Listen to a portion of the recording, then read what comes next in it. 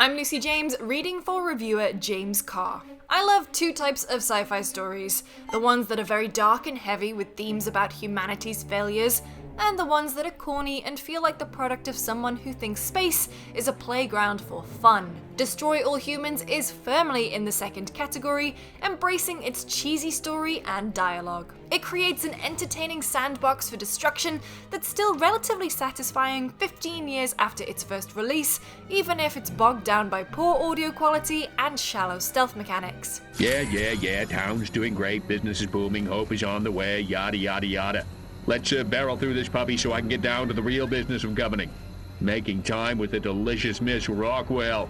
The story plays out as a B-grade sci-fi movie set in the late 50s, early 60s. Over the 6 hours of campaign missions, you'll laugh, or groan, at the majority of jokes and bad one-liners, making for an overall enjoyable experience. The premise of two aliens completely taking over America because humans are wildly incompetent is too ridiculous to take seriously, and the game embraces the absurdity well. The voice work from the original release helps up the camp level, but the reused dialogue raises a few issues. The audio quality is flat out bad by modern standards. Its low fidelity really sticks out when paired with the updated graphics. The characters don't have that many lines either, resulting in annoying repetition very early on. Be prepared to hear about communists hundreds of times before you're done. You want to know what's been going on around here?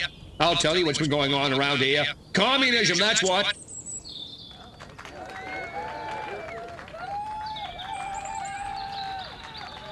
The game's main campaign is split into missions across 6 maps, although one of them, Turnip Seed Farms, is only used for the tutorial. Campaign missions consist of 2 types of gameplay, stealth and action. The stealth sections are fairly one-note, with you taking on a human disguise that needs to be occasionally refueled by brain zapping more humans. Additional obstacles like EMP devices and majestic agents force you to avoid staying in their range for too long, but don't provide much more challenge beyond zigzagging to your objective. The rest of the main missions involve going loud and, well, destroying all humans. The Quantum Deconstructor. It has a blast wave that destroys everything.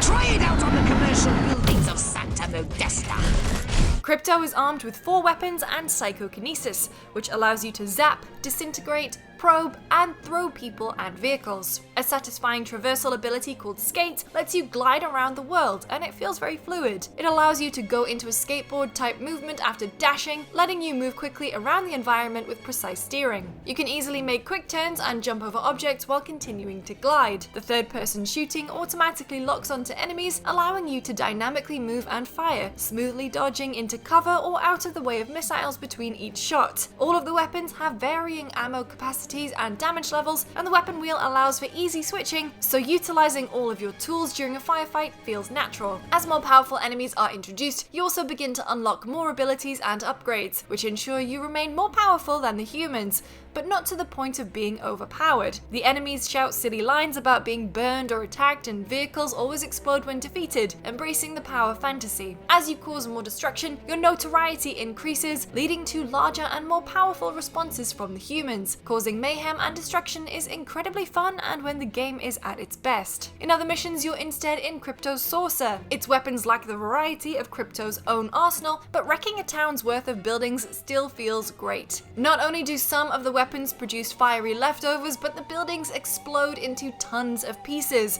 which is satisfying every time. Ah, you scattered them like roaches. Marvelous! There's a lack of variety in the human enemies though, who are limited to police officers, soldiers, majestic agents, and mutated majestic agents. The vehicles run into a similar issue, with the only offensive vehicles being tanks and robot mechs, which, like the human enemies, rely primarily on guns. There are a fairly limited number of character models in the game, and as a result, it makes the otherwise enjoyable combat encounters feel repetitive. The campaign missions also feel disconnected. Most of them abruptly end when the objective is met, even if you're in the middle of a firefight. Not every mission ends in a cutscene either, so you may simply get kicked back to the mission select, which is jarring. Each campaign mission has anywhere from 1 to 4 optional objectives, which can involve not getting detected, killing enemies in a certain way, or destroying specific vehicles. These optional objectives add an extra twist to the combat encounters, and if missed, can easily be replayed. However, most campaign missions aren't unique enough from the rest of the game to warrant a second run-through. The game has 3 boss fights, 2 of which are back-to-back at the end of the campaign. These bosses go against the game's ethos of overpowered carnage seen in the rest of the game. Each boss has a large health bar that needs to be drained 3 times to be defeated, and they take a while to get through. None of the fights are particularly challenging either. Each boss only has a handful of attacks, all of which are heavily telegraphed and easily dodgeable, which makes these encounters tedious more than anything. Destroy All Humans certainly shows its age in places. The stealth missions are rudimentary, the boss fights are tedious, and some poor audio work won't let you forget that this is a game from 15 years ago. However, its core loop of causing destruction and mayhem, laying waste to cities and humans, still feels satisfying. Destroy All Humans often feels like the PS2 game it is, but a fresh coat of paint and updated controls definitely make this remake enjoyable to play through today.